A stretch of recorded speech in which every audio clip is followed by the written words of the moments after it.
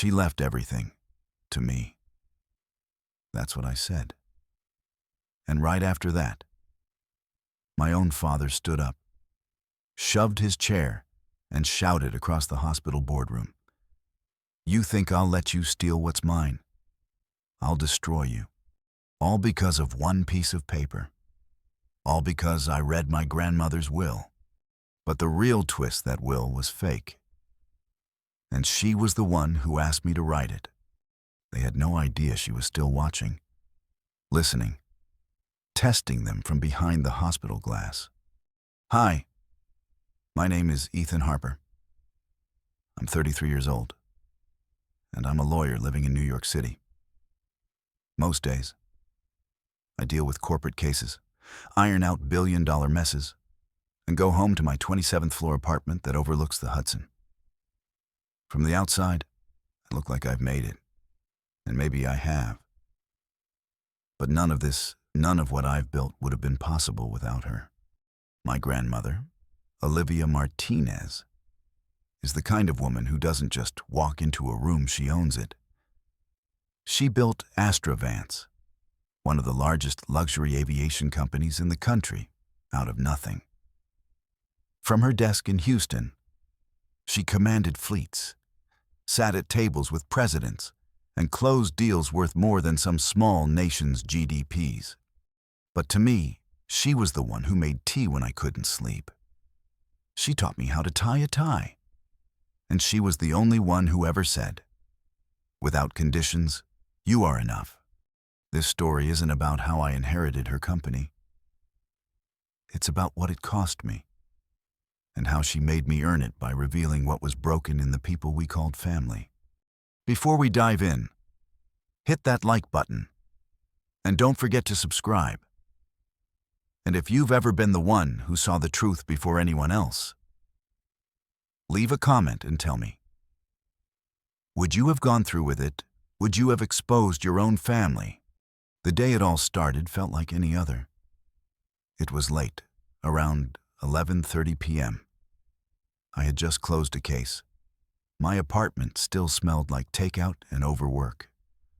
The city buzzed beneath me, but I felt a tug, a guilt I'd been ignoring for 2 months. I hadn't visited my grandmother, and I told myself, this weekend, I'll fly down to Houston, just a quick trip. She'll tell me the same old stories, make that cinnamon tea, and I'll come back with my heart full again. But I didn't make it. Instead, I got a call from my father. "Ethan," he said, voice clipped and cold. "Your grandmother had a stroke. Get to Houston." Now, my world blurred. I barely remember packing. I don't even know how I got to LaGuardia. I just remember the flight, the longest 3 hours of my life.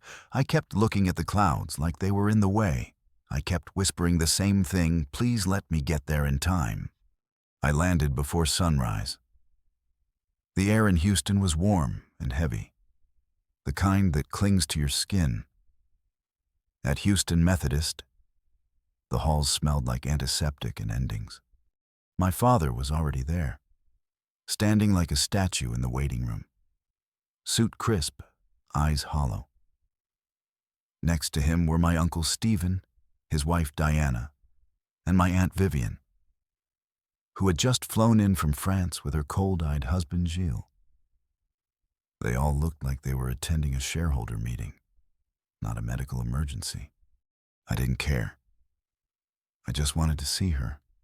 "She's in the ICU. My father said, 'Severe hemorrhagic stroke. They're trying.'" Then Stephen added, almost clinically, "They said 20% chance of survival. And even if she wakes up, vegetative state is likely." That word hit me like a freight train. Vegetative. This woman who built an empire, who once held my hand through court prep, might now never speak again. I couldn't accept it. I pressed my forehead to the ICU glass. Inside, the machines beeped like a slow, cruel metronome. And there she was, my Olivia, the strongest woman I knew. Now still, barely recognizable, swallowed in tubes and wires. That was the moment it all broke for me. Not the moment they told me she was dying, but the moment I realized the people around me weren't even mourning. They were whispering. I heard it in the corners of the room. The will, the board, control. They were already preparing to carve her legacy into pieces. And she wasn't even gone. I sat in that plastic chair all night. No one offered comfort. They were too busy planning, too busy deciding who'd take what, too busy pretending they were sad while keeping one eye on the company valuation. But I knew something they didn't. I was her personal lawyer, and I had the real will, the one she wrote in her own hand, the one that required loyalty, not blood. But I wasn't ready to use it. Not yet. Because as I sat there, clutching her favorite scarf, breathing in the faint scent of rose and sandalwood, I had one question burning in my mind. What would she want me to do? That answer came 2 days later, when she woke up. The second morning at the hospital felt quieter, too quiet. The kind of silence that doesn't come from peace, but calculation. I barely slept. I spent the night sitting in that stiff ICU chair, staring at the door, hoping the doctors would walk out with some kind of miracle. I didn't pray. I'm not religious. But I did something close to it. I whispered her name. Again and again, Olivia. Wake up, please. Just once. But instead of good news, I got more whispers. Uncle Stephen and Diana were hunched in a corner, murmuring like middle school kids hiding secrets. I caught fragments. Contingency plan. If the board panics. What if she didn't leave us anything? The night before, Aunt Vivian had leaned in and asked casually, Ethan, you're her legal advisor, right you? Must know what's in the will. I gave her nothing, just stared through her fake smile. What I wanted to say was, you didn't even stay the full 2 days last time she was in the hospital. Why do you care now? But I didn't. I just nodded like I didn't hear her. They all knew I was the closest one to Olivia. They all knew she trusted me probably more than she trusted her own children. But what they didn't know was that she told me everything. Everything about them. She once said, Ethan, family doesn't always mean safety. Sometimes it's the fire. I didn't fully understand it back then. I thought it was poetic. Now, watching them circle each other like wolves in a courtroom hallway, I got it. This wasn't grief. This was positioning. And I was standing in the middle of a chessboard I didn't ask to play on. My father, Richard Harper, was the worst. He kept pacing near the window, snapping at phone calls, throwing around phrases like market volatility and shareholder assurance.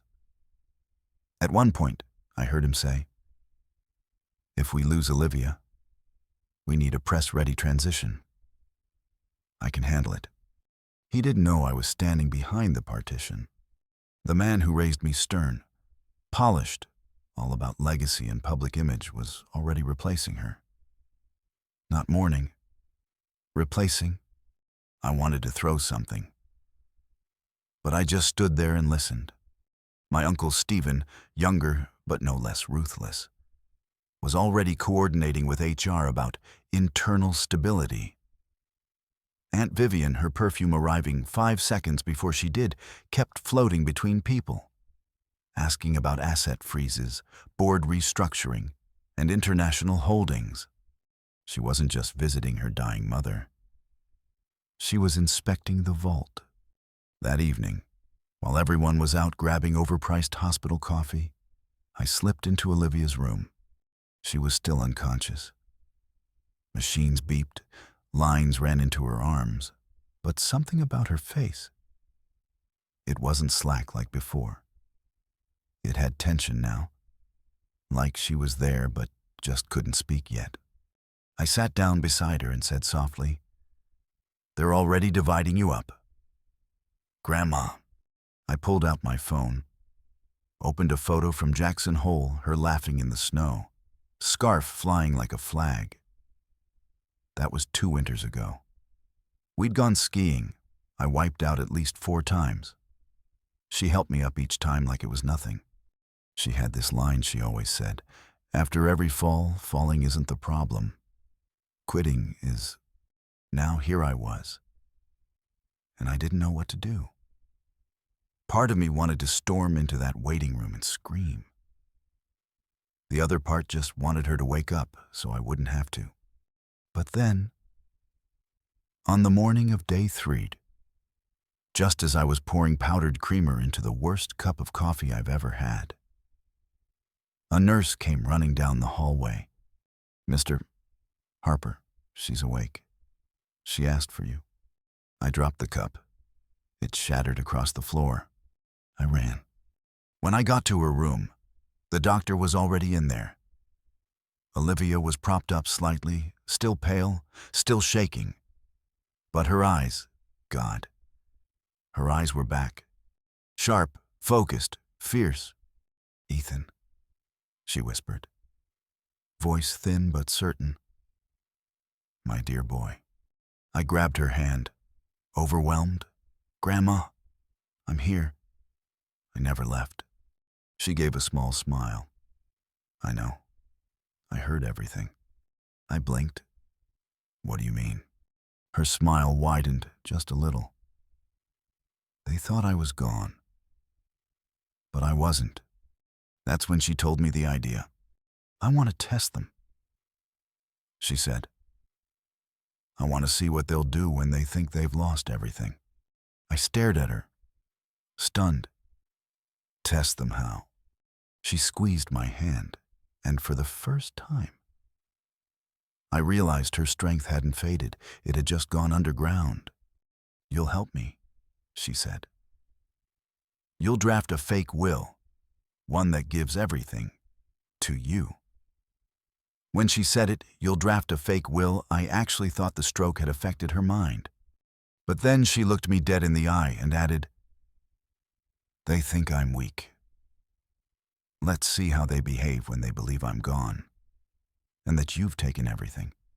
Her voice wasn't loud, but it was firm. There was no tremble, no hesitation, just steel. And I knew right then, she was serious. I should have said no. I'm a lawyer, not a puppet master. But this wasn't just about legal boundaries. It was personal. This was Olivia Martinez, the woman who raised me when my parents were too busy climbing ladders and spinning PR. She'd built a billion-dollar empire and still made time to teach me how to brew tea the right way.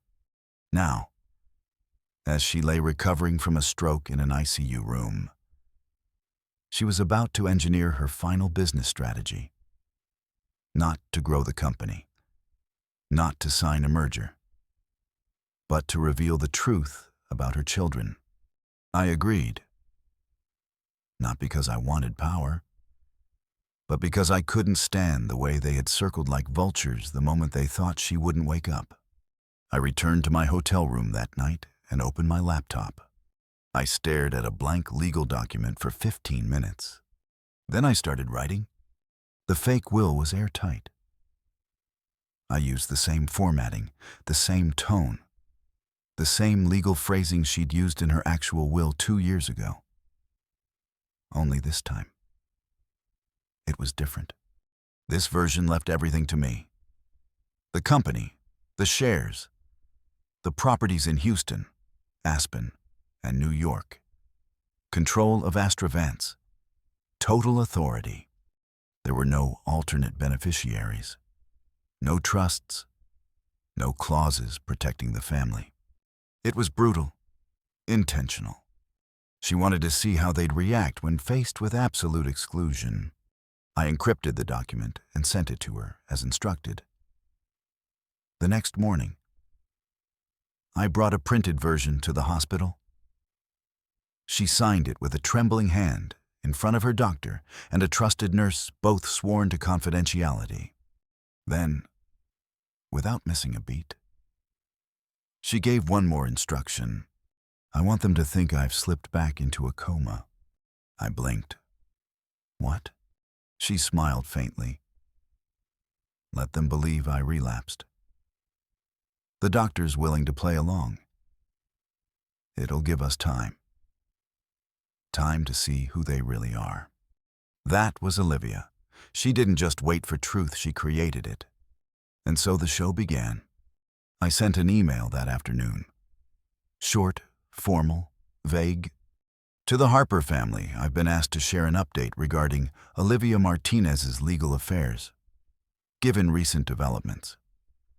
I'll be meeting you all at the hospital this Saturday morning to discuss next steps. Please be there. I hit send and exhaled. By the time Saturday came, I hadn't slept more than 3 hours a night. I stayed by her side in the ICU, reading aloud to her even though she was pretending to be unconscious again. And in those moments, I saw what real strength looked like. Not noise, not control, not ego, but quiet, calculated endurance. She didn't flinch. She didn't ask for updates. She just waited. The conference room in the hospital was cold, fluorescent, sterile. It smelled like sanitizer and judgment. My father arrived first. Suit perfect, hair sharp, eyes tight. "Ethan," he said, voice already suspicious. "What is this about?" Uncle Stephen and Diana followed. She wore heels like she was going to a gala, not a legal confrontation. Aunt Vivian showed up late with Gilles, wearing a dark green silk dress and carrying a designer handbag that could pay off my student loans. They didn't even try to hide it. They were ready to pounce. I placed the manila envelope on the table. "This," I said, "is Olivia's will. Signed and witnessed before her condition worsened." They sat up straighter. Suddenly, everyone was alert, ready for the harvest. I opened the folder, pulled out the papers, and read. When I finished, the silence was nuclear. You could feel the tension ricocheting off the glass walls. I looked up and saw the disbelief settle in. My father was the first to break. "You can't be serious," he hissed. "She gave you everything, all of it." "I'm just following her instructions," I replied, steady. This was signed in front of a doctor and nurse. Stephen stood, hands on the table. "This is fraud. She'd never cut us out. She loved this family." Vivian narrowed her eyes. "Loved," past tense. Gilles spoke for the first time. "You understand what this implies?" "Yes, this will make you the sole heir. The board will panic." I nodded.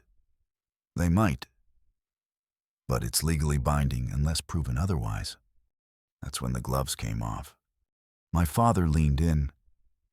"Ethan, if you think we'll let this stand, you're wrong. We'll contest it. We'll bring in medical experts. If there's a hint that she wasn't of sound mind." I cut him off. She was fully aware. "You expect anyone to believe that?" Diana crossed her arms. "If you loved her, you wouldn't do this." I looked around the room and realized something terrifying. They weren't shocked that they were left out. They were shocked that I was willing to claim it. In their minds, I'd always been the quiet grandson, the helper, the listener, the one who stepped aside. Now I was the storm. "I'm not trying to take anything," I said finally. "But I won't go against her wishes." Vivian stood. "Then we'll see you in court." And just like that, They all walked out. No one stayed to ask how Olivia was doing. No one asked about her recovery. They just left. Already dialing lawyers, already rewriting the narrative. That night, I sat in my hotel room, staring out at the Houston skyline. The war had officially begun. I thought of Olivia still pretending to sleep and wondered if she had any idea just how far they were willing to go. Spoiler alert, she did. They didn't waste time. Just 4 days after the hospital meeting, I got an email from a high-powered law firm in downtown Dallas. My name was spelled correctly in the subject line, but the message underneath might as well have been a slap across the face. Harper v. Harper contesting testamentary capacity of Olivia Martinez. They were suing me. My father, my uncle, my aunt. The whole Harper bloodline, united finally for one purpose: to destroy me. The accusations were sharp. They claimed the will was a forgery, that I manipulated my grandmother during a time of vulnerability, that I used my role as her personal lawyer to coerce her into handing me full control. They said I violated ethical standards, that I acted out of self-interest, that I was exploiting a sick woman for power. And the worst part, they filed for a temporary injunction to freeze all transfers of ownership within Astravance. The company, the assets, everything, until the matter was resolved in court. I sat there, staring at the screen, hands clenched into fists. They weren't just trying to win. They wanted to humiliate me, strip me of every legal right, make sure that even if Olivia recovered, the world would already believe I betrayed her. My phone buzzed. It was a text from my father. "You chose the wrong side. Don't blame me for what happens next." Not even a son, just Ethan. Like I was a stranger. The media found out within 48 hours. I woke up to headlines plastered across news apps and front pages. Harper family implodes over inheritance power. Play, grandson accused of seizing aviation empire. While matriarch, still hospitalized, is Olivia Martinez's legacy in the wrong hands. They didn't know the truth. No one did. Because the woman who knew it best was still lying behind a glass wall, pretending to sleep. And I had to keep the lie alive. Because she asked me to. I tried to stay focused. I called in a favor from a former classmate at Columbia, one of the sharpest estate litigators I knew. He flew down immediately. We set up a war room in my hotel suite. Laptops, folders, witness statements. Every day blurred into strategy and defense. But the longer we fought, the more brutal it became. Vivian started sending passive-aggressive emails. Gila's tried to play diplomat, suggesting we negotiate. Stephen sent a formal letter to Astravance's board, casting doubt on my leadership, claiming I'd gone rogue. And Richard, my own father, went full scorched earth. He released a public statement suggesting I'd been manipulating Olivia for years, hinting at mental instability, calling her confused, weak, no longer fit to run a company. That was the line that did it. That's when I snapped. Because Olivia wasn't just a businesswoman. She was his mother. And now he was publicly destroying her just to win. I didn't care about the money. I didn't want the jets or the properties. But I wanted him to pay for that. I wanted them all to pay for what they were willing to do, for what they were willing to say, just because they thought no one was watching. Except someone was watching. Me, back at the hospital. I sat by her side one night, voice low, the way I always did when no one else was around. They sued me. I said, "They dragged your name through the press. They're saying you're senile, that I took advantage of you." She didn't open her eyes, but she squeezed my hand. Just once. And that was enough. I leaned closer, You still want to go through with this? There was a long pause. Then her lips moved. Barely a whisper. Play the tape. I froze. What tape? She opened her eyes, just for a moment. USB, my bag, left pocket. I found it later that night, tucked inside the lining of her leather purse, a small USB drive with no label. I plugged it into my laptop, and there it was. Security footage, audio recordings, hospital cameras, nurses' body mics, private conversations. She'd asked them to be recorded the whole time. From the moment she was wheeled into the ICU, she had planned it. I watched as my father whispered, "If she dies, we have to act fast," I heard Vivian say. "He'll get it all. We need to find a lawyer, now." And Stephen muttering, "If the will names Ethan, we go after her mental health records." She can't have been sane. The real betrayal wasn't just that they were planning. It was that they were so sure she couldn't hear, but she did, every word. And now I had proof. I leaned back in my chair, staring at the paused video. This wasn't just a defense strategy anymore. This was a reveal, a trap they walked into themselves. And my job now was to pull the curtain. Courtroom mornings never felt so heavy. The air inside the Dallas County Courthouse was thick with tension, like a storm about to break. I walked in wearing my usual black suit, but today I felt anything but usual. I carried with me a secret weapon, one that would turn everything upside down: the USB drive. As I entered, the Harper family was already there. My father, Richard, sat front row, eyes cold and hard, the kind of look that could freeze a room. Stephen whispered with Diana near the defense table, their expressions guarded but anxious. Vivian and Gilles occupied a corner, like vultures circling their prey.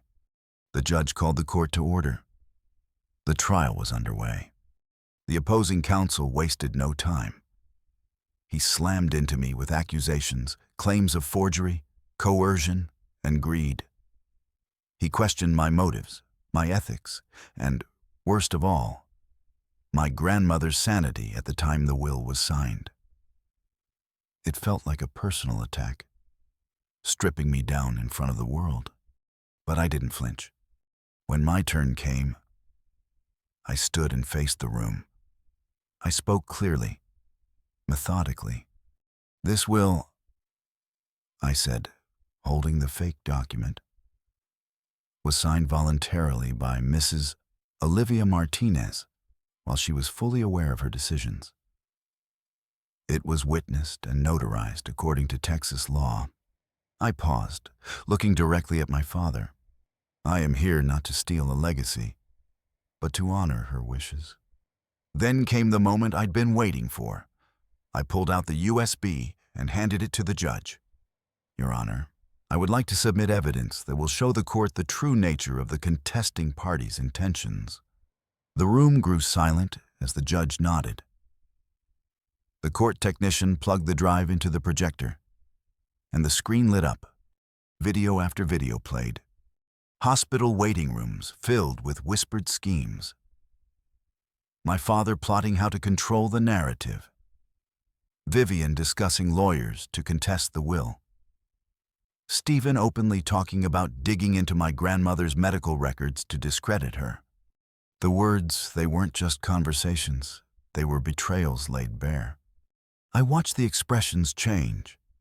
Richard's face paled. Vivian's lips tightened. Stephen shifted uncomfortably. They realized the game was no longer theirs to control. The judge leaned forward. "Mr. Harper," he said, "these recordings are damning. Can you verify their authenticity?" I nodded.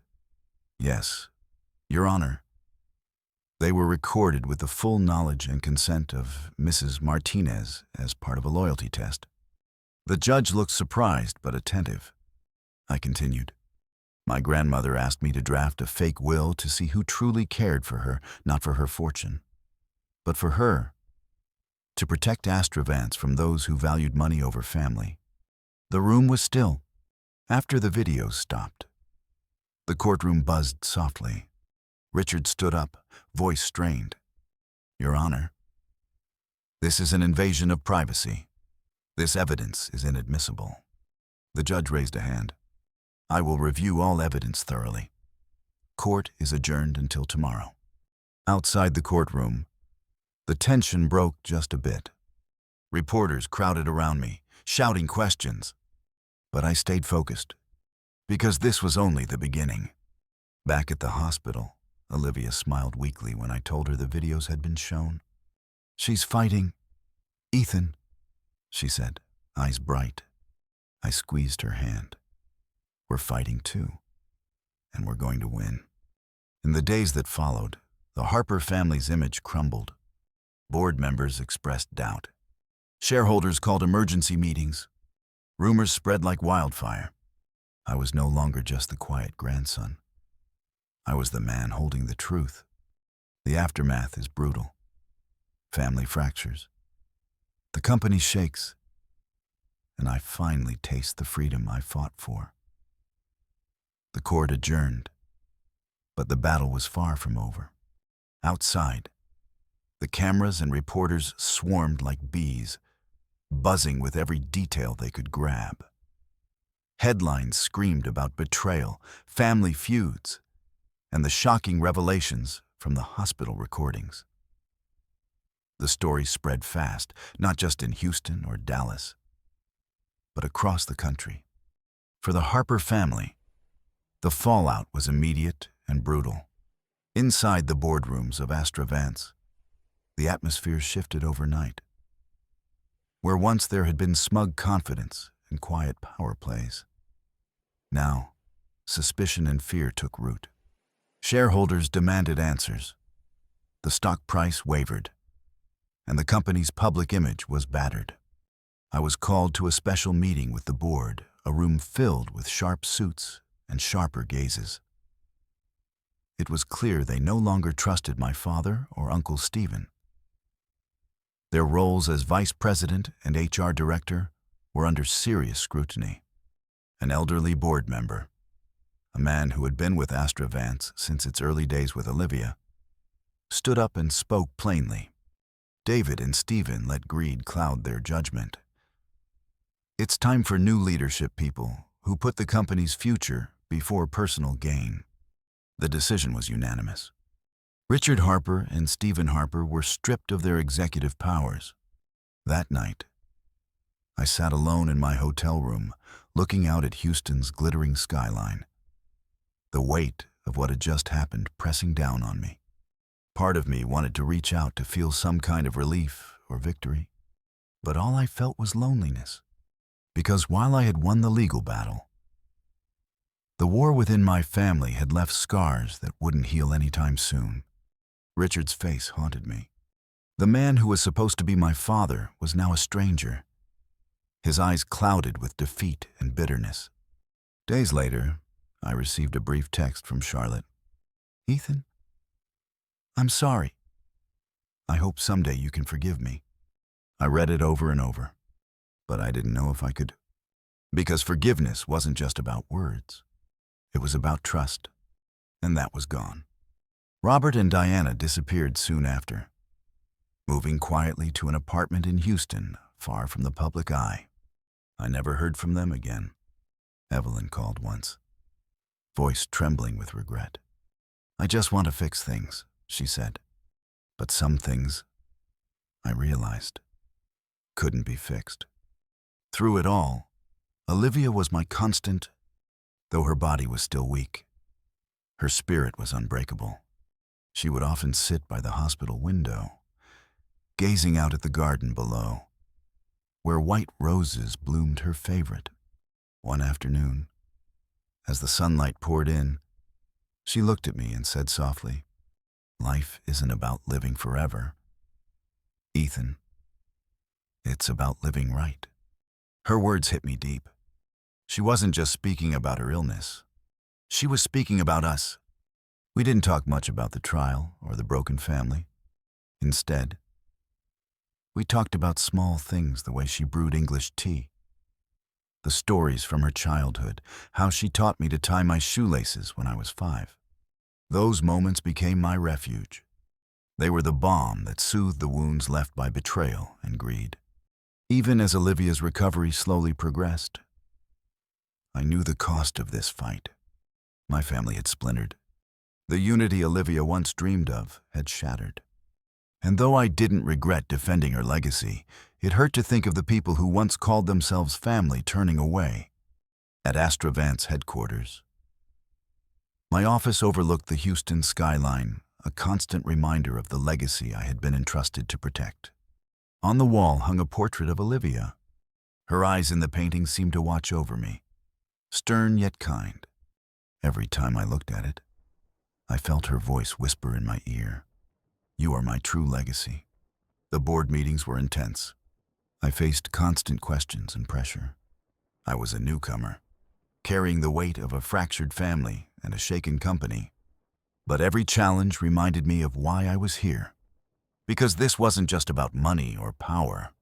It was about trust, integrity, and the future of something much bigger than us.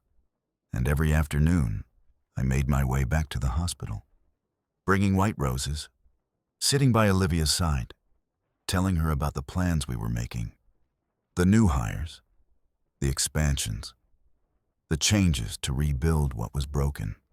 She listened, sometimes smiling, sometimes closing her eyes as if resting, but always present. One evening, as the sun set and bathed the hospital garden in gold, Olivia looked at me with eyes as bright as ever. "Ethan," she said softly, "you are my true legacy, not the company, not the wealth, but you, a man who knows how to love and stay loyal." Tears welled in my eyes. I bent down and kissed her forehead. "I love you, Grandma. Thank you for everything." Leaving the hospital that night, I looked up at the stars glittering above Houston. The city was alive and moving forward. And so was I. I had lost much. Family ties were broken, but I had kept what mattered most: her love, her trust, and the lessons she passed on. Because in the end, legacy isn't about what you leave behind. It's about who you become while holding on to what matters. Sitting here now, looking back on everything, it feels almost surreal. The family I grew up in, once so strong, so close-knit, now feels like a distant memory. Broken pieces scattered by greed, fear, and silence. But even as the dust settled, one thing remained clear. Legacy is never about money or titles. It's about trust, about love, about who stands by you when everything else falls apart. When Olivia asked me to help her craft that fake will, I thought it was just a legal maneuver, a clever trick to test her children's loyalty. But it was more than that. It was a mirror, a way to expose the truth no one wanted to see. And the truth was painful. The people who should have cared the most, her own children, were ready to turn away, to fight, to scheme, to betray, all for power, all for control. That's the hardest lesson I've learned. That family isn't always where you find safety. Sometimes it's the greatest battlefield. But I also learned this: you can choose who your family is. Because when everything else faded, the lawsuits, the headlines, the fractured board meetings, there was one person who never wavered: Olivia. She was the light in the storm, the anchor when the waves crashed hardest. And she taught me what it really means to carry on a legacy, not by chasing wealth or climbing ladders, but by standing firm in your values, by protecting what's truly important. That's why every day I visit her now, sitting beside her in the hospital garden, bringing white roses, sharing stories, and planning a future that's built on something stronger than money. Astra Vance is no longer just a company. It's a promise. A promise that integrity matters, that loyalty isn't a weakness, that love can survive even the darkest betrayals. Looking forward, the path isn't easy. There are still wounds to heal, still trust to rebuild. But I'm ready. Because this fight taught me something powerful. Sometimes, you have to break the old to build something new. And maybe one day, those who left will find their way back. Or maybe they won't. That's their choice. For me, the future is clear. I'm here to protect what Olivia built, not just for myself, but for everyone who believes in her vision. So if there's one thing I want you to take from my story, it's this. Your true legacy isn't the money you inherit or the titles you hold. It's the love you give, the trust you keep, and the courage to stand up when it matters most. If you've ever faced betrayal or had to fight for what you believe in, I want to hear your story. Drop a comment below. Let's talk. Let's remind each other that even when family falls apart, we don't have to. Before you go, don't forget to like and subscribe. There's more where this came from, stories about strength, loyalty, and the fights that shape us. Thanks for watching. And remember, your legacy is what you make of it. Fade out.